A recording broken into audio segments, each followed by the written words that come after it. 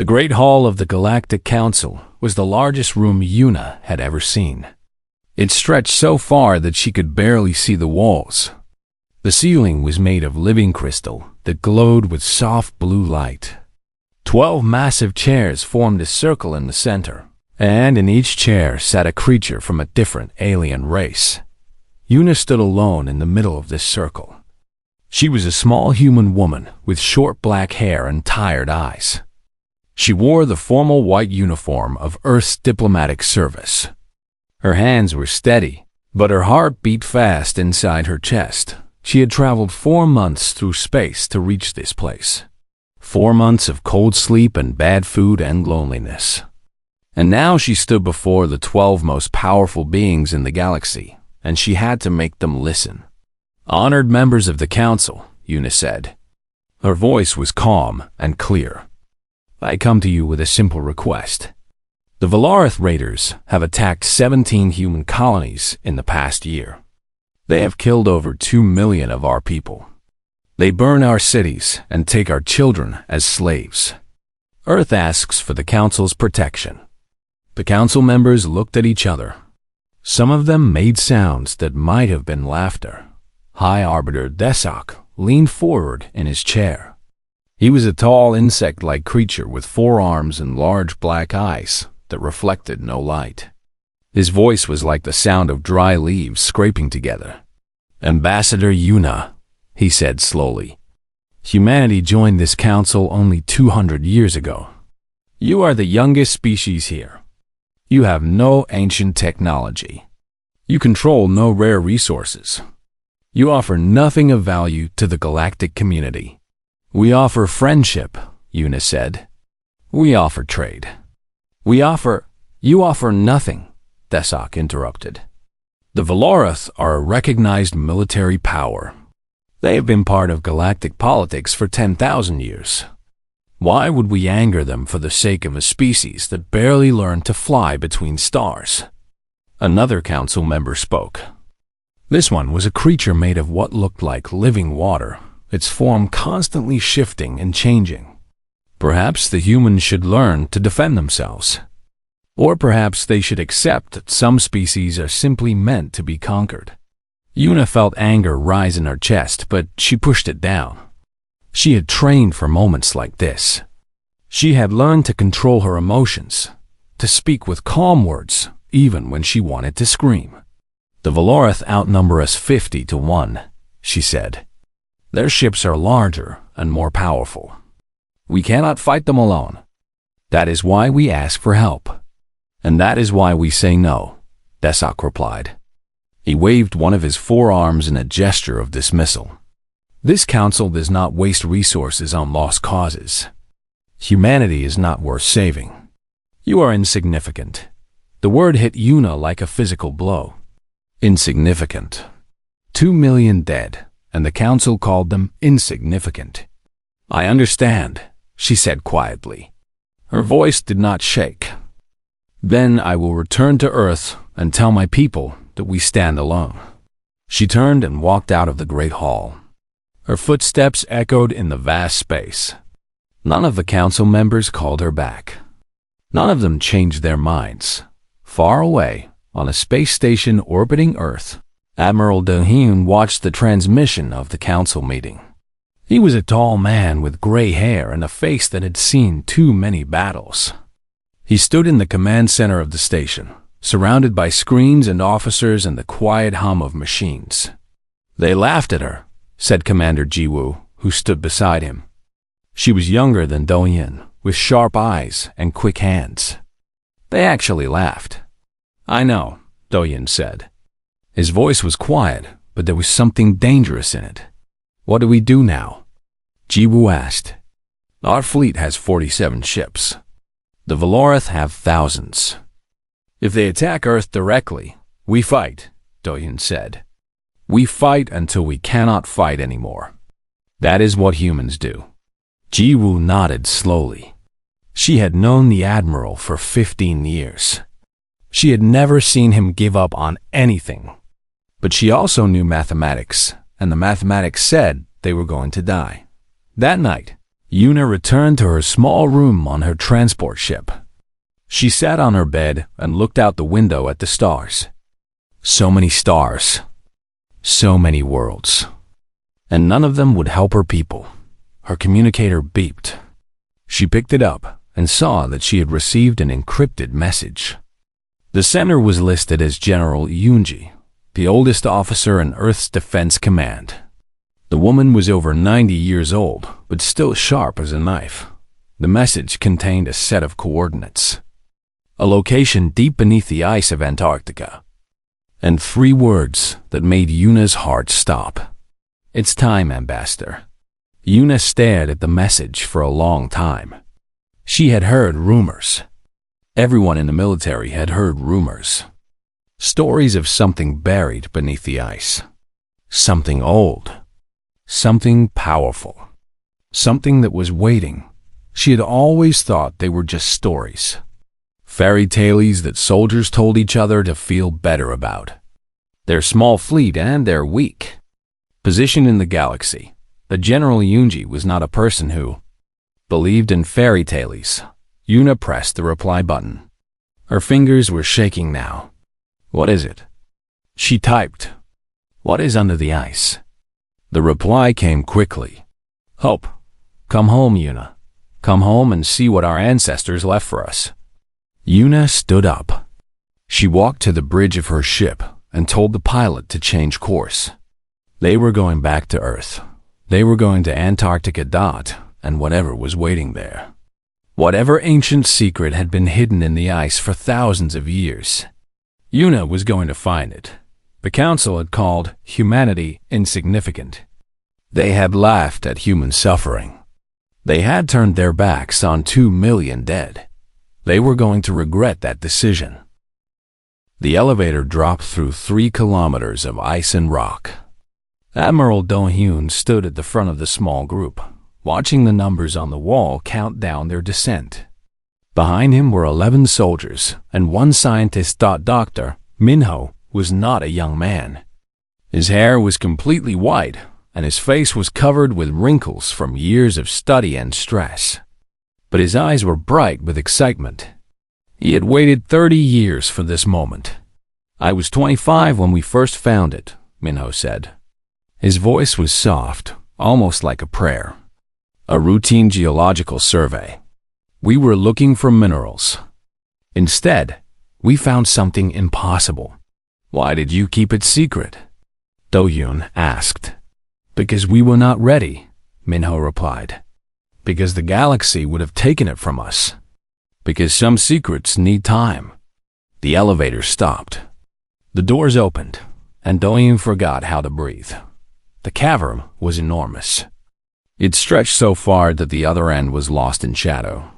The ceiling was hundreds of meters above their heads. And filling this impossible space were ships. Hundreds of ships. Maybe thousands. They were arranged in perfect rows, like soldiers standing at attention. Each ship was made of a metal so dark that it seemed to eat the light around it. They were sleek and angular, with designs that looked both ancient and advanced at the same time. "What are they?" Commander Ji-woo whispered. She had come down with the Admiral. Her face was pale with shock. "We call them the Sleeper Fleet," Minho said. "They have been here for at least 10,000 years. Probably longer. We have studied them, but we have never been able to turn them on." "Why not?" Do-hyun asked. "Because they require a specific genetic code to activate," Minho explained. "Human DNA?" Do-hyun turned to look at the old scientist. "Human DNA? But humans did not exist 10,000 years ago. Not like this. We were still living in caves." Minho smiled. It was a strange smile, full of wonder and fear. "That is the great mystery, Admiral. Someone built these ships. Someone who knew that humanity would one day need them. Someone who made sure that only we could wake them." Ji-woo walked toward the nearest ship. It was smaller than the others, probably a scout or fighter. She reached out her hand slowly, carefully, like she was approaching a sleeping animal. Her palm touched the dark metal. For a moment, nothing happened. Then light exploded across the hull of the ship. Blue and white lines traced patterns across the metal, spreading outward from Jiwoo's hand like ripples in water.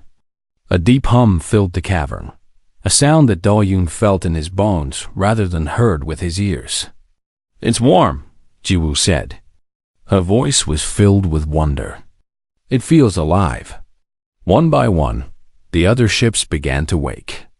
The light spread from vessel to vessel, jumping across the gaps like fire spreading through dry grass. The humming grew louder, deeper, until the whole cavern was vibrating with power. Minho fell to his knees. Tears were running down his face. 30 years, he whispered. 30 years I've waited to see this. Do-hyun walked deeper into the cavern. The ships towered over him, massive and silent and beautiful. He stopped in front of the largest vessel. It was a dreadnought, a warship bigger than anything in Earth's modern fleet. Its hull was covered with symbols that looked almost familiar, like letters from an alphabet he had once known but forgotten. He placed his hand on the metal. The ship spoke to him, not in words, not in sounds, but in images and feelings that flooded his mind like water breaking through a dam. He saw stars being born and dying. He saw great civilizations rising and falling. He saw war and peace and everything in between. And he saw Earth, young and green and full of promise. He saw figures standing on a mountain, looking up at the night sky. They looked human but taller, with eyes that held ancient wisdom. "We leave this for you," a voice said in his mind. "Our children, our legacy. When the darkness comes, when the stars turn against you, wake us. Wake us and remember who you are." Do-hyun pulled his hand away. He was breathing hard. Sweat covered his face. "Admiral?" Jiwoo said. She was standing beside him, her hand on his arm. "Are you all right?" "I saw them," Do-hyun said slowly. "The ones who built this fleet. They were like us, but older, much older." "The ancestors," Minho said. He had come to stand with them. "We have found records, fragments. They call themselves the First. They seeded life across this galaxy millions of years ago. And they knew that one day their children would need protection. Can we use these ships?" Do-hyun asked. "Can we fly them?" "Yes," Minho said. "The systems are designed to be understood by human minds. The controls will feel natural, like riding a bicycle that you have ridden before, even though you have never seen it." Do-hyun turned to face his team.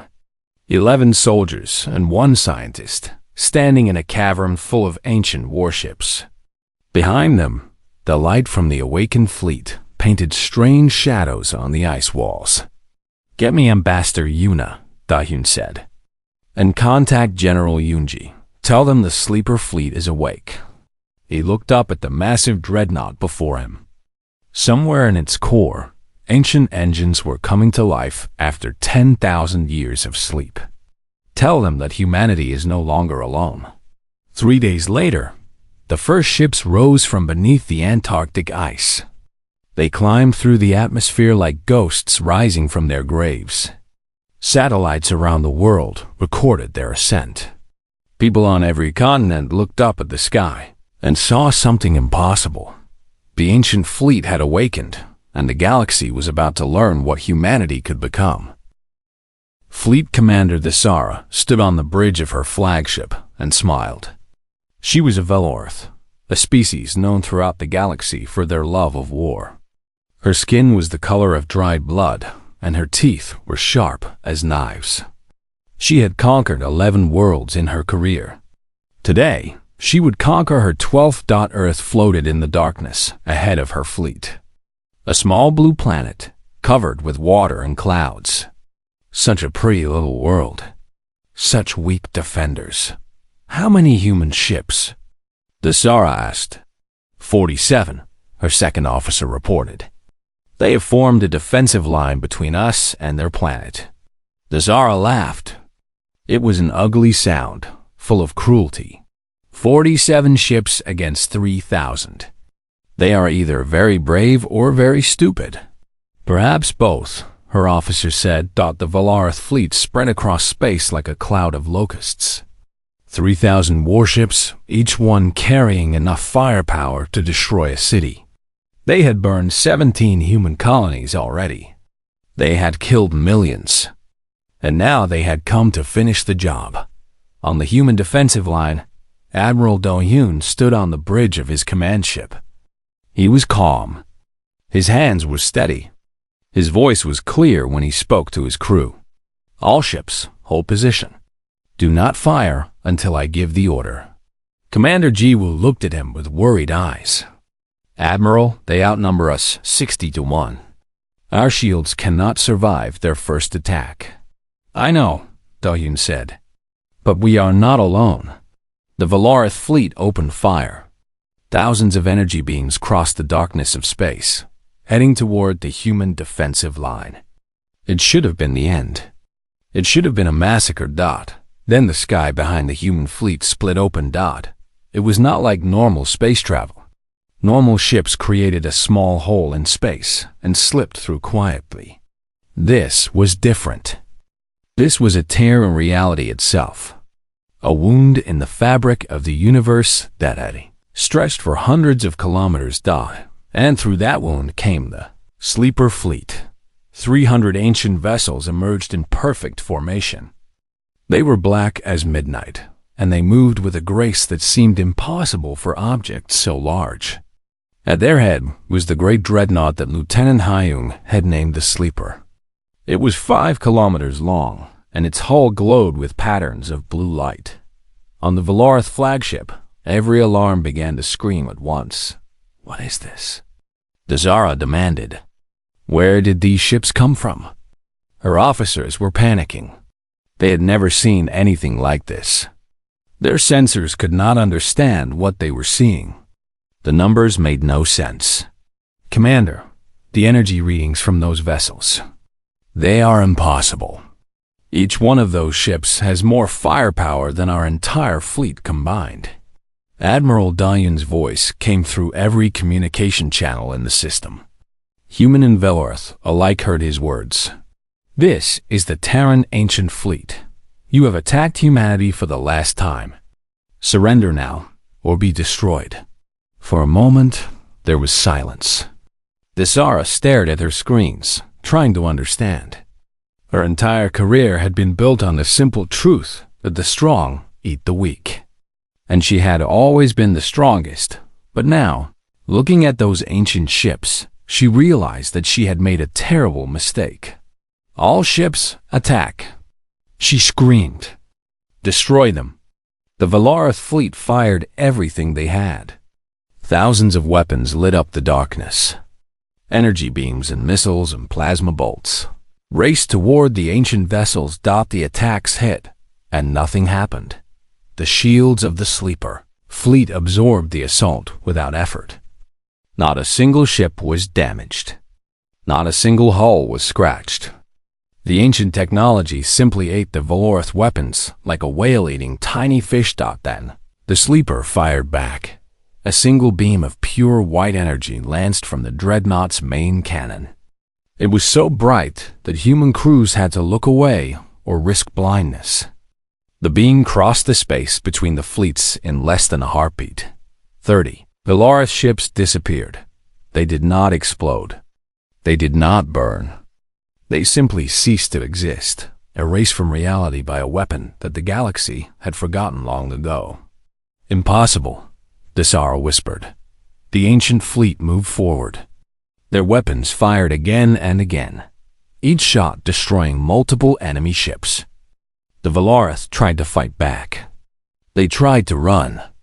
But the ancient vessels were faster, their weapons were stronger, and their shields were unbreakable. Lieutenant Hyung sat at the controls of the Sleeper. The ship had accepted her as its pilot, and she could feel its systems like extensions of her own body. When she thought about turning left, the ship turned left. When she wanted to fire, the weapons fired. It was like the ship was alive. Lycan had been waiting for her. "Targeting enemy flagship," she reported. "Admiral, do you want me to disable or destroy?" Do-hyun thought about the 2 million humans who had died in the Valorth raids. He thought about the children taken as slaves. He thought about the colonies burned to ash. "Destroy," he said. Hyun fired. The beam hit the SAR's flagship dead center. For one brief moment, the Valorth commander saw the white light filling her bridge. She had time for one last thought, one final realization. The humans were never insignificant. We just woke up something that was sleeping. Then she was gone. The battle lasted 11 minutes. When it was over, not a single Valorith ship remained. 3,000 warships had been reduced to nothing but dust and memories. The human crews stared at their screens in silence. They had won. Against impossible odds, against an enemy that had terrorized them for years. They had won. Admiral Do-hyun looked at the empty space where the Valorith fleet had been. "Send a message to the Galactic Council," he said quietly. "Tell them that Earth is no longer accepting visitors. And tell them that the next time anyone attacks humanity, they will meet the same fate." Behind him, the sleeper fleet waited in the darkness. 300 ancient weapons, loyal only to human hands. 10,000 years they had slept beneath the ice. Now they were awake, and the galaxy would never be the same again. The news traveled faster than light. Within hours, every civilization in the galaxy knew what had happened at Earth. The Valorith fleet, 3,000 ships strong, had been destroyed in 11 minutes. Not defeated, not scattered, destroyed. Completely, totally, without a single survivor. The Galactic Council called an emergency session. High Arbiter Vesok sat in his great chair, but he did not look powerful anymore. His forearms were shaking. His black eyes kept looking at the door, as if he expected ancient warships to come through it at any moment. "This is impossible," said Minister Krell, the Council's intelligence chief. He was a small creature covered in gray fur, with eyes that were too large for his face. "Our reports show that the human fleet contains vessels of unknown origin. The technology is... We have no records of anything like it." "Show us," Vesok demanded. Krell pressed a button, and a hologram appeared in the center of the room. It showed the Battle of Seoul, recorded by a spy satellite that had been watching from a safe distance. The council members watched in silence as the ancient fleet emerged from the tier in space. They watched as the Valorith weapons did nothing. They watched as white beams erased ships from existence. When the recording ended, no one spoke for a long time. "What are those ships?" asked Ambassador Vrex, a reptilian creature from the Outer Rim. His voice was barely above a whisper. "We do not know," Krell admitted. "Our databases have no match. The design is unlike anything we have ever seen. The power readings are beyond anything we thought possible. These ships are old, Ambassador. Very old. And very, very dangerous." "How old?" Vesok asked. "Our best estimate is 10,000 years. Perhaps more." The council chamber erupted into chaos. Members were shouting over each other, demanding answers, demanding action, demanding protection. Fear filled the room like smoke from a fire in the midst of this chaos. The main doors opened. Ambassador Yuna walked in. She was alone. No guards, no military escort. Just a small human woman in a white uniform, walking calmly into a room full of the most powerful beings in the galaxy. The shouting stopped. Every eye turned to look at her. Yun stopped in the center of the room, exactly where she had stood months ago when she begged for help. Her face showed no emotion. Her voice was steady when she spoke. "High Arbiter, members of the council, thank you for seeing me." Vesok leaned forward. His voice had lost its cruel edge. Now it was careful, almost respectful. "Ambassador Yuna, we were not expecting you. I am sure you are not, Una said. But I thought it was important to speak with you directly. After all, the last time I was here, you had some very strong opinions about humanity. No one responded. The council members who had laughed at her before could not meet her eyes now. You called us insignificant, Una continued. You said we had nothing to offer. You said we were not worth saving. She paused and looked around the room. Do you still believe that? Desok's mouth opened and closed, but no sound came out. For the first time in his long life, the High Arbiter of the Galactic Council had nothing to say. Let me be clear, Una said. Earth does not want war with the Council. We have no desire to conquer or destroy. We only want to live in peace, to grow, to explore the stars. That is all we have ever wanted. She took a step forward. But we will not be victims anymore. We will not watch our colonies burn while the galaxy does nothing. We will not beg for protection from those who see us as worthless. Her voice grew harder. The Valorith learned this lesson. They learned it in 11 minutes. I hope the Council learns it faster. Minister Krell raised a trembling hand. Ambassador, please. The Council acted poorly. We admit this. But surely we can discuss. There is nothing to discuss, Una interrupted. I am not here to negotiate. I am here to deliver a message. She turned slowly, looking at each council member in turn. Humanity remembers. We remember every species that watched us suffer and did nothing. We remember every vote that declared human lives worthless. We remember every laugh, every insult, every moment of cruelty. She stopped and faced Desok directly. The ancient fleet sleeps again. For now. We have returned our ships to Earth, and they rest beneath our planet like guardians waiting for trouble. But know this, Una said. If anyone threatens humanity again, if anyone attacks our worlds or enslaves our people, we will wake them. And the next time they wake, they will not stop until the threat is eliminated. Completely.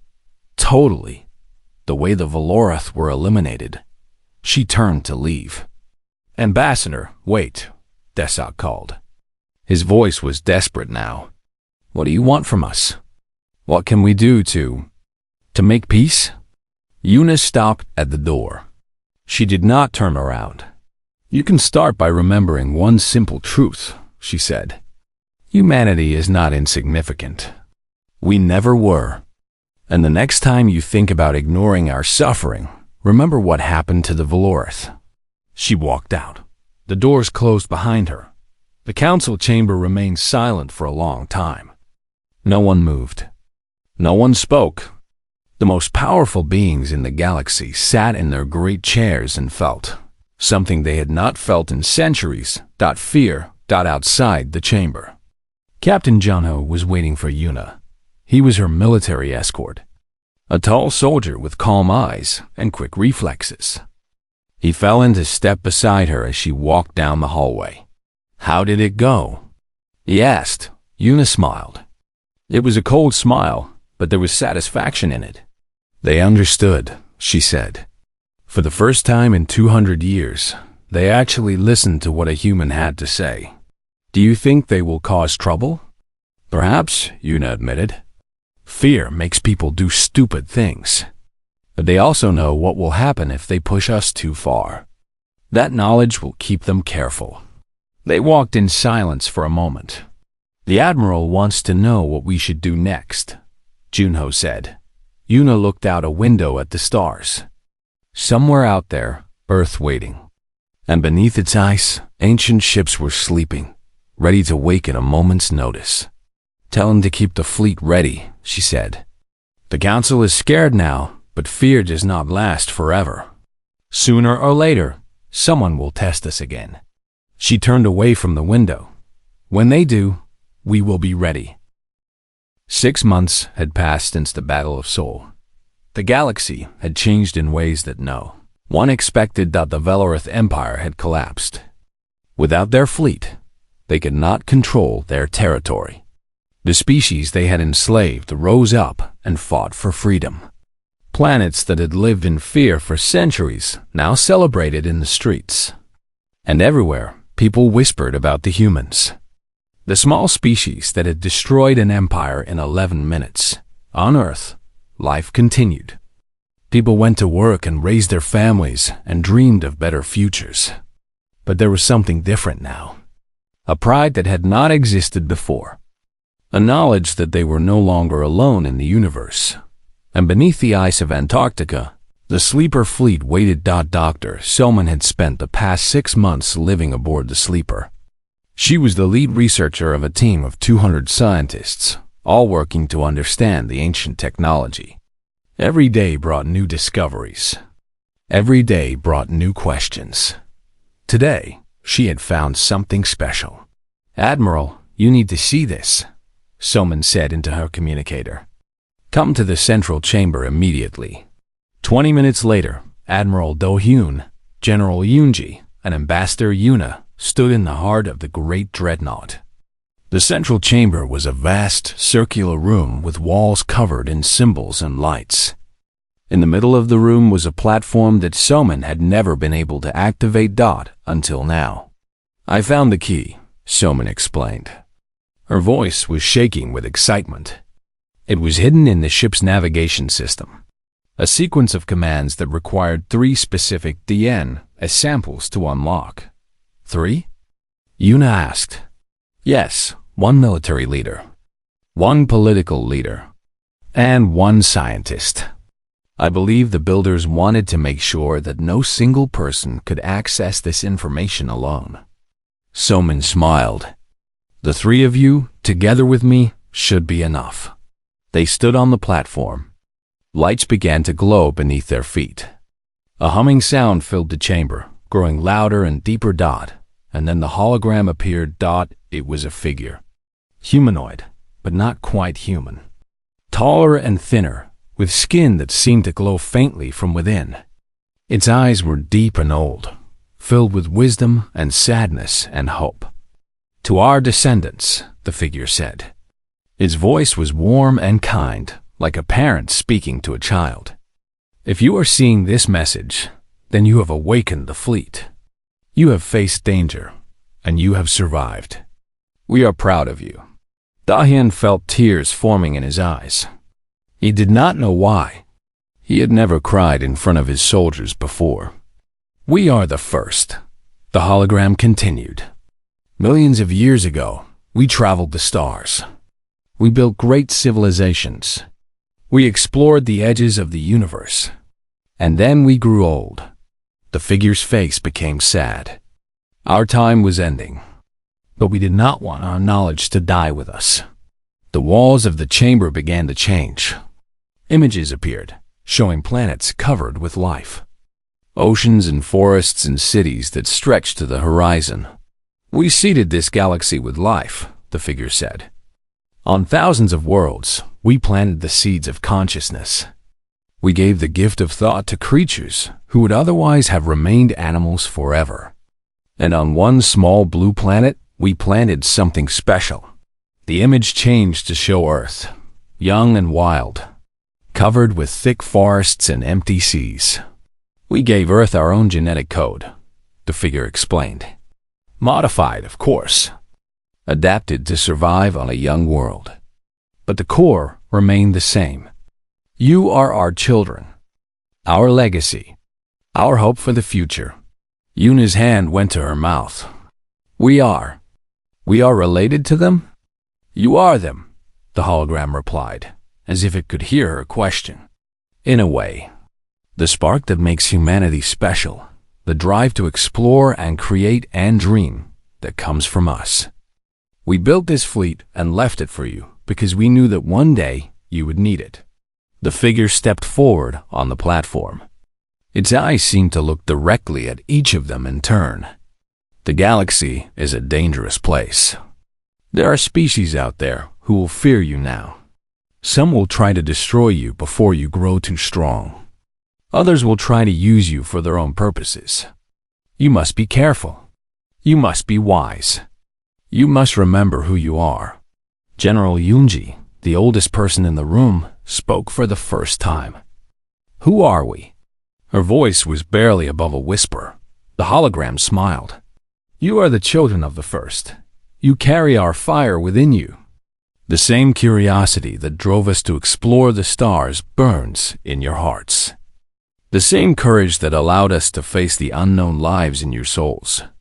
You are not insignificant. You never were." The image began to fade. "This fleet is our gift to you," the figure said. Its voice was growing distant. "Use it wisely. Protect yourselves. Grow. Explore. And one day, when your own time comes to an end, pass the torch to the next generation. That is the way of all things. That is the cycle of life in the universe." The hologram flickered. "Rise, children of Earth. The galaxy has forgotten what humanity can become. Remind them." The figure disappeared. The chamber fell silent. For a long moment, no one moved. The weight of what they had learned pressed down on them like a physical force. They were not just humans anymore. They were the inheritors of an ancient legacy. The children of a species that had created life itself. Captain Junho, who had been standing quietly at the edge of the platform, spoke first. "What do we do now?" Do-hyun looked at Yuna. Yuna looked at Yunji. Yunji looked at Soman. And then, slowly, they all turned to face the windows that showed the stars beyond. "We do what the first asked us to do," Do-hyun said. "We protect ourselves. We grow stronger. We explore the universe and learn its secrets. And we remember," Yuna added. "We remember who we are and where we came from. We remember that we are not alone." Yunji nodded slowly. Her old eyes were bright with tears and pride. "I have served Earth for 70 years. I thought I had seen everything. But this is beyond anything I could have imagined." Soman was already making notes, her scientific mind racing with possibilities. The technology in this fleet could advance human civilization by thousands of years. Medicine, energy, transportation. Everything will change. "Then, we must be careful," Yuna said. "The Council is watching us. They are afraid, and afraid people do dangerous things. We must show them that humanity is not a threat to peace, only a threat to those who would harm us." Do-hyun walked to the edge of the chamber and looked out at the sleeping ships of the ancient fleet. 300 vessels, each one containing secrets that humanity had barely begun to understand. "The first gave us more than ships," he said quietly. "They gave us a purpose, a reason to keep going, keep growing, keep reaching for the stars." He turned back to face the others. "The galaxy thought we were insignificant. They laughed at us. They ignored our suffering. They left us to die." His voice grew stronger. "But we did not die. We survived. We found the fleet. We awakened our inheritance." He looked at each of them in turn. "And now, we will show the galaxy what the children of the first can do." Outside the great windows of the sleeper, the stars waited. Billions of them, scattered across the endless darkness of space. Each one might hold planets with life. Each one might hold wonders beyond imagination. Each one might hold dangers that humanity had never faced before, but Earth was ready now. Armed with ancient technology and ancient knowledge, humanity stood at the beginning of a new era. The Council had pushed them too far, and Earth's ancient fleet had awoken. The story was not over. In many ways, it was just beginning. But one thing was certain. As the great ships hummed with power and the stars beckoned from the darkness, humanity would never be insignificant again.